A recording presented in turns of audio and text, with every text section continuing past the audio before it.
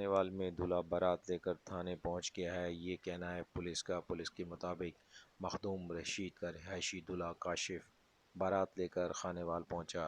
तो जैसे ही वो दुल्हन के घर के बाहर पहुंचे बारात लेकर, तो शहनाइयाँ उस वक़्त मांद पड़ गईं जब दुल्हन के घर पर ताला लगा हुआ मिला। दूल्हा बारात के हमरा थाना सिटी जा पहुंचा है, उसने तहरीरी दरख्वास्त दी है। दूल्हा काशिफ का कहना था कि दुल्हन वालों ने उससे 1 लाख रुपया वसूल किया है, और वो जब बारात लेकर तयशुदा वक़्त के मुताबिक इनके घर पहुंचे हैं तो घर को ताला लगा हुआ था। उनका कहना है कि उनके साथ फ्रॉड हुआ है और पुलिस की जानिब से तहरीरी दरख्वास्त जो है वो वसूल कर ली गई है, लेकिन अभी तक कोई कार्रवाई जो है उसके ऊपर अमल में नहीं लाई गई। ये वाक़या दीपालपुर का इलाका मंडी अहमदाबाद, जहाँ पर ये वाक़या पेश आया है। शहादत की गुड़िया नामी लड़की से फ़ोन पर दोस्ती हुई थी और लड़के ने पसंद की शादी की ख्वाहिश ज़ाहिर की थी, जो लड़की ने कबूल की, और उनके अहल खाना ने लड़की वालों को 1 लाख रुपया दिया था कि वो अपना शादी की जो तैयारी है वो इन पैसों से कर लें। हाँ जी।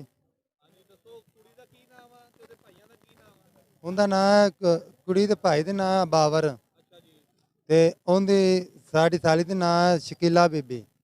ਹਾਂਜੀ। ਗੁੜੀਆ ਬੀਬੀ। ਕਹਿੰਦੇ ਸਨ ਸਵੇਰ ਬਰਾਤ ਆ ਜਾਣਾ। 1 ਵਜੇ ਤੱਕ ਗੱਲ ਹੁੰਦੀ ਰਹੀ ਹੈ। ਅਸੀਂ ਇੱਥੇ ਪਹੁੰਚੇ ਹਾਂ ਤੇ ਸਾਡਾ ਰਾਬਤਾ ਕੱਟਿਆ ਗਿਆ। ਹਾਂਜੀ। ਘਰ ਗਏ ਹਾਂ। ਉਸ ਤੋਂ ਬਾਅਦ ਕਿਤੇ ਕਿਹਾ ਮਹੱਲੇ ਵਾਲਾ ਸੀ ਉਹਦੇ ਵੀ ਗਏ। ਹਾਂਜੀ। ਹਾਂਜੀ ਤਾਲੇ ਲੱਗੇ ਹੋਏ ਨੇ। ਹਾਂਜੀ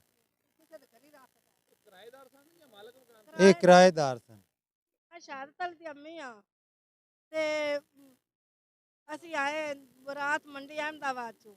ਸਾਡੇ ਨਾਲ ਫਰਾਡ ਹੋ ਗਿਆ ਤੇ ਜਾਂ ਸਾਨੂੰ ਕੁੜੀ ਲੈ ਦਿੱਤੀ ਜਾਵੇ ਤੇ ਜਾਂ ਸਾਡੇ ਪੈਸੇ ਦਿੱਤੇ ਜਾਵੇ। ਕਿੰਨੇ ਪੈਸੇ ਲਏ ਨੇ ਕੁੜੀ ਵਾਲਿਆਂ ਨੇ? ਉਹਨਾਂ 70,000 ਇੱਕ ਲਿਆ ਹੈ ਤੇ ਉਧਰੋਂ ਉਹਨਾਂ 20,000 ਦੀ ਵਰੀ ਖਰੀਦੀ ਹੈ ਸਾ। ਹਾਂ ਤੇ ਨਾਲ ਫਿਰ ਮੇਕਅਪ ਉਹ ਵੱਖਰਾ 8,000 ਦਾ ਲਿਆਂਦਾ ਹੈ। ਹੁਣ ਤਾਲੇ ਲਾ ਕੇ ਭੱਜ ਗਏ ਨੇ। ਹੁਣ ਤਾਲੇ ਲਾ ਤੇ ਭੱਜ ਗਏ। ਤੁਸੀਂ ਕੀ ਅਪੀਲ ਕਰਦੇ ਹੋ ਇੰਤਜ਼ਾਮੀਆ ਕੋ ਤੇ ਵੱਡੇ ਜਿਹੜੇ ਅਫਸਰ ਨੇ ਉਹਨਾਂ ਨੂੰ ਕੀ ਕਹਿਣਾ ਚਾਹੁੰਦੇ ਹੋ?